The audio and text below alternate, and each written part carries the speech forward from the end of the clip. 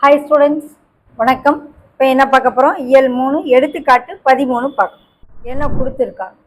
ரகு ஒரு நாற்காலியை ரூபாய் 3000க்கு வாங்குகிறார்.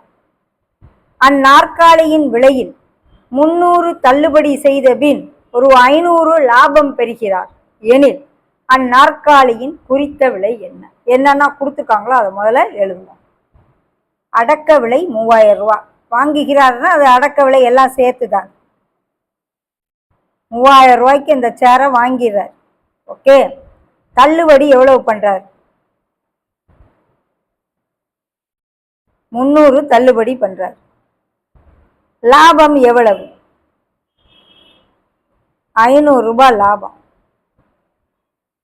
நாற்காலியில் எவ்வளவு ரூபா குறிச்சு வச்சுக்கிட்டு அவர் 300 ரூபா தள்ளுபடி பண்ணி வித்தாருன்னா அவருக்கு 500 ரூபா லாபம் கிடைக்கும்னு சொல்றாங்க. இப்ப முதல்ல விற்பனை விலை பார்ப்போம். விற்பனை விலை வேணும்னா என்ன செய்யணும்? குறித்த விலையிலிருந்து தள்ளுபடியை மைனஸ் பண்ணணும். குறித்த விலையிலிருந்து தள்ளுபடியை மைனஸ் பண்ணணும். இப்போ விற்பனை விலை நமக்கு தெரியாது, குறித்த விலை நமக்கு தெரியாது. ஸோ குறித்த விலை மைனஸ் தள்ளுபடி. எவ்வளவு தள்ளுபடி பண்ணியிருக்காரு? 300 ரூபா தள்ளுபடி பண்ணியிருக்காரு. இப்போ விற்பனை விலையை அப்படியே வச்சுக்கிறோம். ஓகே, இப்போ லாபத்துக்கு வருவோம். லாபம் என்ன கிடைக்கும்? லாபம் ஈக்குவல் டு விற்பனை விலை மைனஸ் அடக்க விலை தான் லாபம். நம்ம வாங்கின விலையிலிருந்து வித்த விலையை இது பண்ணுறது தான் லாபம். ஓகே, இப்போ விற்பனை விலைக்கு மேலே நமக்கு என்ன எழுதியிருக்கோம்?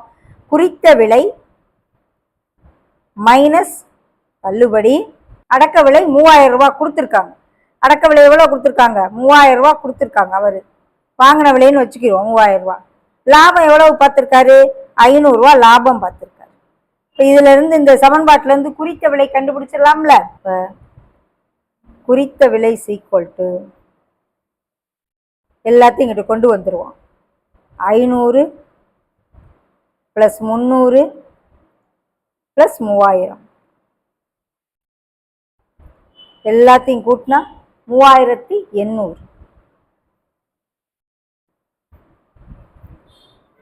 அப்போ 3800ன்னு விலையை குறிச்சு வச்சுட்டு 300 ரூபா தள்ளி வித்தாருன்னா, தள்ளுபடி 300 ரூபா தள்ளுபடி பண்ணி வித்தாருன்னா 3500 ரூபாய்க்கு வித்திருப்பாரு.